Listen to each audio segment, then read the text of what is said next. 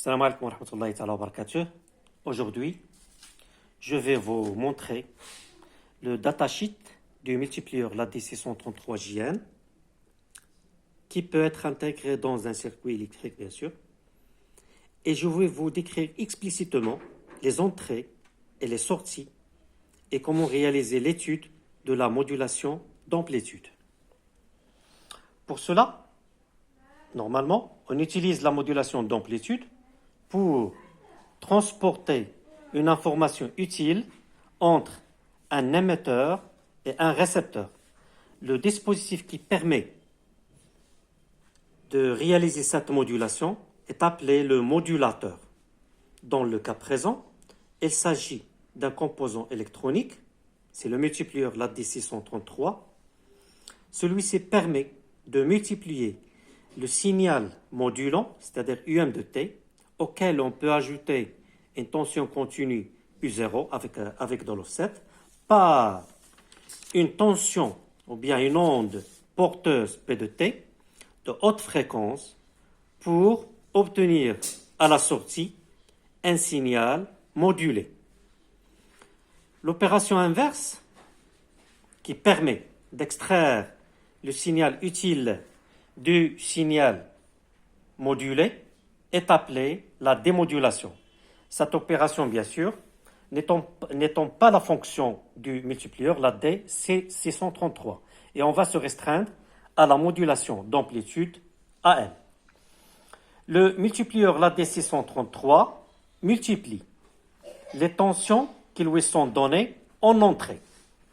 Il peut recevoir jusqu'à 5 tensions différentes en entrée, c'est-à-dire X1,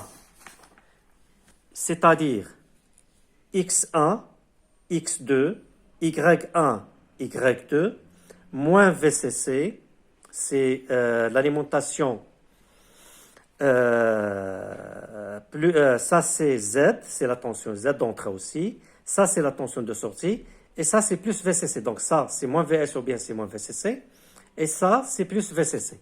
Et que la tension de sortie W, la tension de sortie W est égale à X1 moins X2, le produit Y1 moins Y2 sur K plus Z.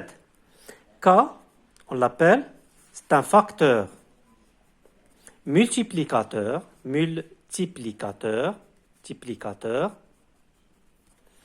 de la D633.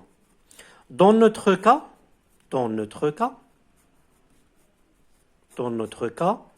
K, le facteur est égal à 10. C'est-à-dire que la tension de sortie de la D633, c'est X1 moins X2, le produit Y1 moins Y2 sur 10 plus Z. Donc là, on a 5 tensions d'entrée, X1, X2, Y1, Y2, et la tension Z. Dans le cas la plus utilisé dans d'amplitude, dans la modulation d'amplitude, c'est W est égal X1, Y1 sur 10. C'est-à-dire que il faut relier X2 à la masse, il faut relier aussi Y2 à la masse et la tension Z à la masse.